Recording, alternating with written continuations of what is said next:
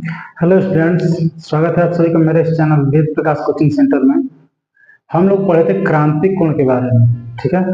अब आगे जो हम लोग पढ़ेंगे कि विरल माध्यम से सघन माध्यम में देखने पर वस्तु की आभासी गहराई। इसका मतलब क्या हुआ कि मान लीजिए कोई सिक्का हो या फिर कोई भी वस्तु हो, उसको हम कहाँ करें, पानी के एकदम निचले तल पे हम रख दें और सुनना, और उसको जब हम विरल माध्यम से देखेंगे तो होता क्या है, ऐसा प्रतीत होता है कि वो वस्तु उस तल से क्या हुआ है, कुछ ऊपर उठा हुआ है।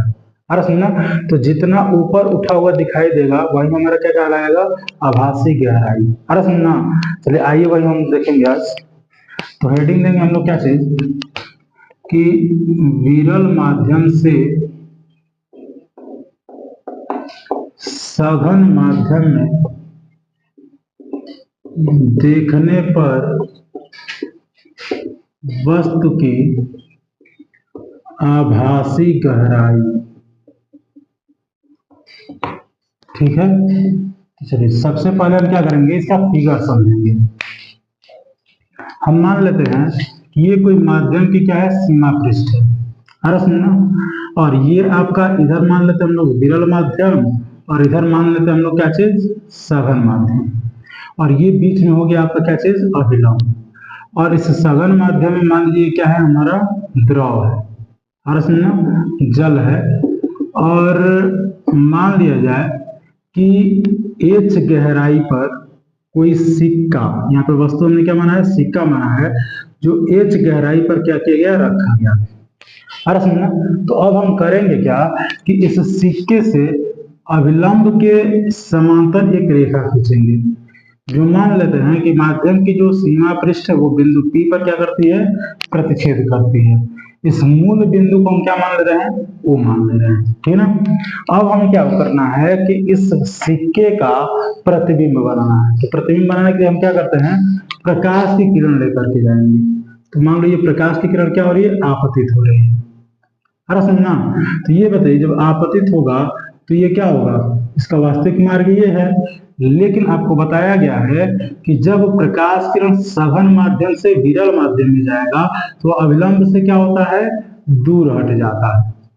अरे सुनना, तो अब यहाँ पे समझिए, ये हो गया आपका आपतित किरण, ये हो गया अभिलंब, और इसके बीच बना कोण क्या होगा, आई। ये आपका लंब, और ये क्या चीज है, अपवर्तित किरण, इसके बीच बना कोण आर, यानी अपवर्तन कोण। अरे सुनना, अब थोड़ा ध्यान दीजिएगा कि ये जो किरण अपवर्तित हुई है इसको हम क्या करेंगे, पीछे की तरफ बढ़ाएंगे। अरे सुनना, और इस रेखा को जहां पे प्रतिच्छेद करेगा वहीं पे इस सिक्का का क्या बनेगा, प्रतिबिंब बनेगा, जिसको हमने क्या मान लिया, बिंदु आई मान लिया। अरे सुनना, इसको आप जो मन करे वो मान लो, चलिए ए मान लेते हैं इसको। अरे सुनना, और यहाँ पे पी आपका दिया गया है। अब एक चीज समझिए कि यहाँ पे जब आपका एंगल आई बना हुआ है तो ए पर कितना एंगल बनेगा, तो समझिए ये दोनों रेखाएं क्या है, एक दूसरे के समांतर, और ये वाली जो रेखा ये क्या है, तिर्यक रेखा है। तो जब ये आई है तो ये भी कितने का होगा, आई, किसकी वजह से, तो एकांतर कोण की वजह से। और सुनना, उसी प्रकार अब यहाँ पे समझिए, ये दोनों आपका समांतर रेखा, और ये जो हम ला रहे हैं ये क्या है, तिर्यक रेखा।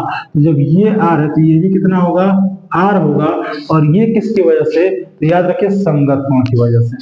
अरे सुनना, चलिए आगे बढ़ते हैं। मान लेते हैं कि जो ध्रुव है इसका अपवर्तनांक कितना है, n है, ठीक। तो माना में हम क्या लिखेंगे, समझेंगे कि माना n अपवर्तनांक वाले ध्रुव में एक सिक्का h गहराई पर क्या किया गया, रखा गया है, जिसका प्रतिबिंब व्यक्ति को h डैश, यहाँ पे समझेंगे, मान लो प्रतिबिंब यहाँ बन रहा है तो गहराई इसकी अब यहाँ पे मान लो क्या चीज, h डैश, और इसकी जो दूरी है उसको हमने क्या मान लिया, x मान लिया।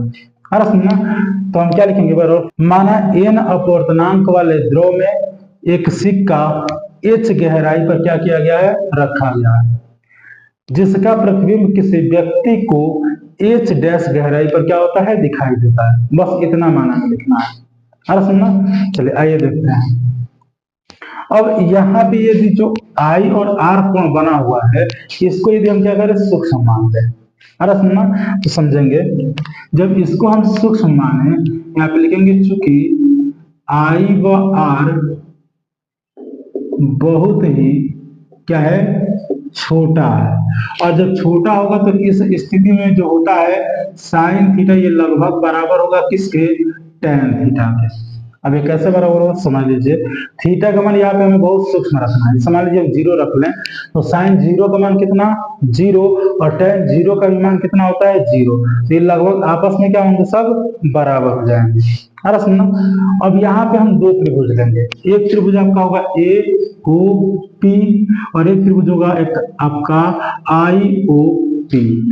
तो समझेंगे त्रिभुज ए ओ पी में यदि साइन आई निकाले और साइन आई आपको पता है लगभग किसके बराबर होगा, टेन आई के बराबर होगा। और टेन बराबर आपको होता है क्या, लंब बटे आधार। अरे सुनना, तो समझिए यहाँ पे आप आई ले रहे हो तो सामने भुजा क्या कहलाएगा, लंब कहलाएगा। और यहाँ पे चूंकि लंब है तो 90 अंश का कोण बनाओ तो 90 अंश का सामने भुजा क्या कहलाएगा, कर्ण। और ये आपका होगा क्या चीज, आधार। यानी कि लंब आपका ओपी आधार एपी। तो यहाँ पे लिख सकते हैं हम लोग ओपी बटा एपी। और ओपी का मान हमें नहीं पता, एपी बताइए ए से पी की गहराई कितना, एच। अरे सुनना, अब इसी प्रकार त्रिभुज आई ओ पी में अब यहाँ पे समझेंगे जो आई है ओ है और पी है, इसमें यदि हम साइन आर का मान निकालें तो साइन आर ये लगभग बराबर किसके होगा, तो टेन आर के। और फार्मूला वहीं लगेगा। तो लंब हमारा देखिए आर के लिए लंब हमारा क्या है, ओ पी, और आधार है क्या चीज, आई पी। और ओपी का मान हमें नहीं पता और आई पे दिया गया कितना, एच डैश। अब हम क्या करेंगे यहाँ पे कि थोड़ा स्नेल का नियम लगाएंगे। अरे सुनना, तो स्नेल का नियम क्या है, स्नेल के नियम से, तो स्नेल का नियम होता है क्या चीज कि sine I by sine R, और यहाँ पे क्या होता है एन। अब यहाँ पे समझेंगे प्रकाश किरण किसमें आपतित हो रहा है, सघन माध्यम में, और किसमें जा रहा है, विरल माध्यम में। तो जिससे आपतित कराते हैं उसको हम क्या लिखते हैं, पहले लिखते हैं, और जिसमें अपवर्तित होता है उसको हम बाद में लिखते हैं। अरे सुनना, अच्छा इनका हम मान रखते हैं। तो साइन आई का मान कितना, ओपी बटा एच, और साइन आर का मान कितना, तो ओपी बटा में एच डैश। ठीक है। अब एक चीज आपको बताया गया था कि किसी भी माध्यम का हम अपवर्तनांक सदैव विरल माध्यम के सापेक्ष निकालेंगे, और यहाँ पे क्या दे दिया गया है, सघन माध्यम। अरे सुनना, तो इसको हम क्या करेंगे, उल्टा करेंगे। तो एक फार्मूला आपको बताए थे कि 1n2 है, तो इसको हम यदि बटा में करें तो ये जो माध्यम है ये क्या होता है, उल्टा हो जाता है। अरे सुनना, तो उसी प्रकार विरल को यदि इधर करना हो सघन को उधर, तो हम इसको लिख सकते हैं क्या चीज, एक बटा में विरल, यहाँ पे एन और यहाँ पे क्या होगा, सघन होगा। अरे सुनना, तो देखिए ओपी ओपी क्या हो गया, खत्म। अब एच डैश बटा के बटा में है तो ये कहाँ जाएगा, ऊपर। तो यहाँ पे होगा एच डैश बाई एच। और जब विरल माध्यम के सापेक्ष अपवर्तनांक निकालते हैं तो इसको आप केवल क्या लिख सकते हैं, एन लिख सकते हैं। अब यदि एच को हम उधर भेजें तो एच डैश बराबर कितना, एच बाई एन, और यही आपका क्या है, सिक्का या किसी वस्तु का आभासी गहराई। ठीक है ना, चलिए थोड़ा नोट कर लीजिएगा। आगे देखेंगे इसी से संबंधित एक और हेडिंग है, क्या चीज, ऊर्ध्व विस्थापन। समझिए ऊर्ध्व विस्थापन क्या होता है। यहाँ पे हेडिंग लेंगे आप लोग क्या चीज, ऊर्ध्व विस्थापन। ठीक है ना, तो समझिए ऊर्ध्व विस्थापन क्या होता है। ये सिक्का भी यहाँ न दिखाई दे करके हमें कहाँ दिखाई दे रहा है, यहाँ दिखाई दे रहा है।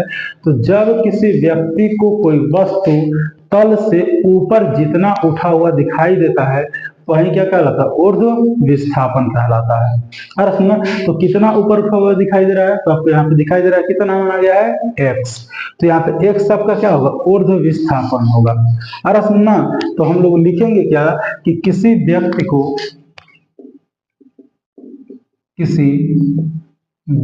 को सिक्का जितना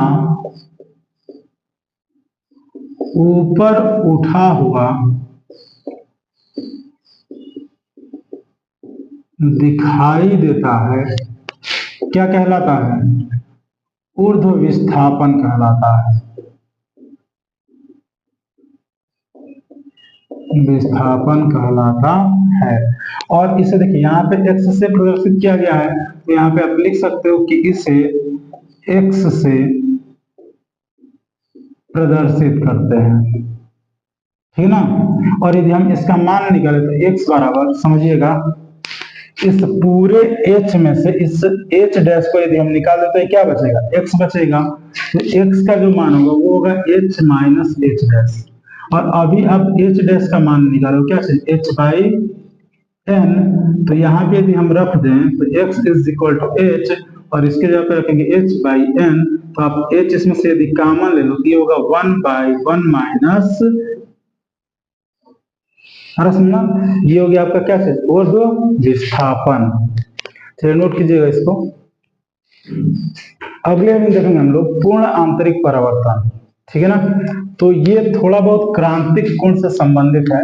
तो सबसे पहले हेडिंग देंगे हम लोग क्या चीज, पूर्ण आंतरिक परावर्तन, ठीक है, समझेंगे। जैसे मान लो ये माध्यम की सीमा पृष्ठ है और ये क्या है, अभिलंब है, ठीक ना। इधर आपका माध्यम हो गया क्या चीज, विरल, और इधर माध्यम हो गया आपका क्या चीज, सघन। अरे सुनना, मान लीजिए सघन है, यहाँ पे हमने द्रव भर दिया, यहाँ पे सघन माध्यम हमने क्या माना, द्रव, जिसका अपवर्तनांक आप मान सकते हो कितना, n। अब जिस प्रकार आपको पता है कि क्रांतिक कोण जो होता है वो सदैव सघन माध्यम में बनता है, तो पूर्ण आंतरिक परिवर्तन की घटना भी सदैव किसमें होगी, तो सघन माध्यम में होगा। अरे सुनना, थोड़ा सा ध्यान दीजिएगा। यदि मान लीजिए कि यहां पे हमने क्या किया, क्रांतिक कोण पर प्रकाश किरण को क्या कर रहे हैं, आपतित करा रहे हैं। क्रांतिक कोण का मतलब क्या कि C। अरे सुनना, तो जब क्रांतिक कोण पर हम आपतित कराते हैं तो जो अपवर्तित किरण होता है वो माध्यम की सीमा पृष्ठ से होकर आता है, अर्थात यहाँ पे जो R है वो कितना बनता है, 90 बनता है। अरे सुनना, अब एक काम करिए, अब आपतन कोण का मान थोड़ा सा क्या कर दीजिए, क्रांतिक कोण से बढ़ा दीजिए। यदि थोड़ा सा, यदि क्रांतिक कोण से हम बढ़ा दें, यहाँ से जब प्रकाश किरण को आपतित कराएंगे तो ये क्या होगा, देखिए जब माध्यम की सीमा पृष्ठ से जा रहा था, अब ये क्या होगा, इसी माध्यम में वापस लौट आएगा। अरे सुनना, तो ये जो घटना होगी, ये घटना क्या कहलाएगी, पूर्ण आंतरिक परावर्तन कहलाएगा। इसका मतलब क्या, परिभाषा हम कैसे लिखेंगे कि जब प्रकाश किरण को सघन माध्यम, याद रखिएगा सघन माध्यम में घटना होगी, ठीक है ना। तो जब प्रकाश किरण को सघन माध्यम से क्या करेंगे, क्रांतिक कोण से अधिक कोण पर आपतित कराते हैं। अरे सुनना, तो क्या होता है, जब आपतित कराते हैं तो वह उसी माध्यम में वापस लौट आती है, और इसी घटना को हम कहते हैं क्या चीज, पूर्ण आंतरिक परावर्तन। अरे सुनना, इसका फिगर भी बना लेंगे आप लोग, ये आपका फिगर है, ठीक है। एक चीज और समझेंगे कि इसमें जो आपतित किरण होता है, अरे सुनना, जितनी ऊर्जा के साथ ये जाएगा उतनी ही ऊर्जा के साथ क्या होता है, ये वापस भी आता है। अरे सुनना, यानी कि इसमें ऊर्जा हानि नहीं होती है। अब क्यों नहीं होती है, क्योंकि जो प्रकाश किरण है वो एक ही माध्यम में क्या हो रहा है, चल रहा है। ये आपका सघन माध्यम में आपतित हो रहा है, सघन माध्यम में क्या हो रहा है, अपवर्तित हो रहा है। अरे सुनना, इसलिए इसमें ऊर्जा हानि नहीं होता है। तो चलिए सबसे पहले हम परिभाषा कैसे लिखेंगे, जब प्रकाश किरण को सघन माध्यम में क्रांतिक कोण से, ठीक है, अधिक कोण पर आपतित कराते हैं तो वह उसी माध्यम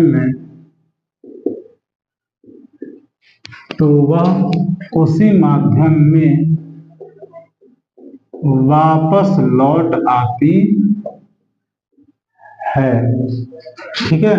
और इस घटना को हम क्या कहते हैं, पूर्ण आंतरिक परावर्तन कहते हैं।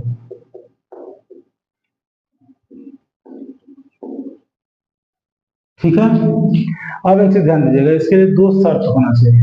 दो शर्त होता क्या है कि एक तो आई का मान सदैव क्रांतिक कोण से क्या होना चाहिए, अधिक होना चाहिए, और दूसरा क्या होता है कि जो माध्यम है वो क्या होना चाहिए, सदैव सघन होना चाहिए। अरे सुनना, तो यहाँ पे नोट में आप लिख भी सकते हो कि आई जो होगा वो सदैव क्या होता है, सी से बड़ा होना चाहिए। अरे सुनना, और सी बराबर आप क्या पढ़ोगे कि साइन इनवर्स 1/n, तो आई का मान क्या होगा, साइन इनवर्स 1/n से बड़ा होगा।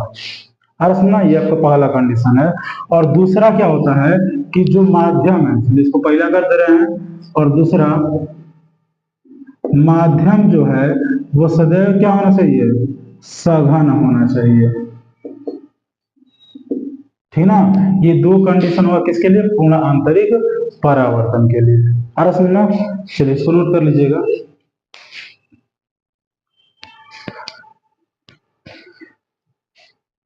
देखिए अगली हेडिंग है प्रकाशिक तंतु।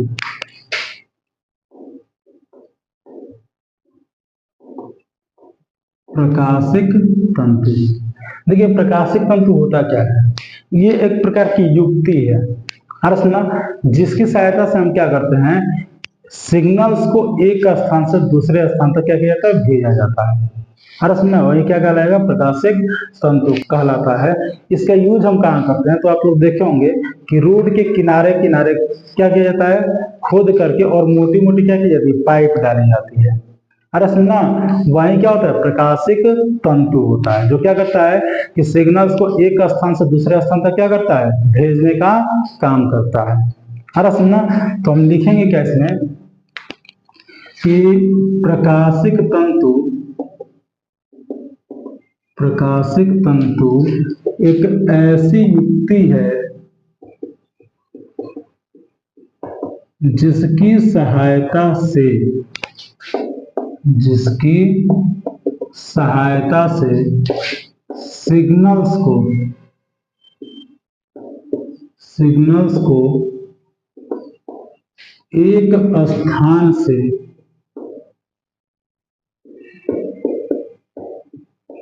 दूसरे स्थान तक भेजा जाता है। ठीक ना, इसके द्वारा क्या कहता है, सिग्नल्स को एक स्थान से दूसरे स्थान तक भेजा जाता है, क्या कहलाता है, प्रकाशिक तंतु कहलाता है। और याद रखिएगा कि ये जो प्रकाशिक तंतु होता है ये पूर्ण आंतरिक परावर्तन की घटना पे क्या होता है, आधारित होता है। हरा सुनना, चलिए नोट कर लीजिएगा।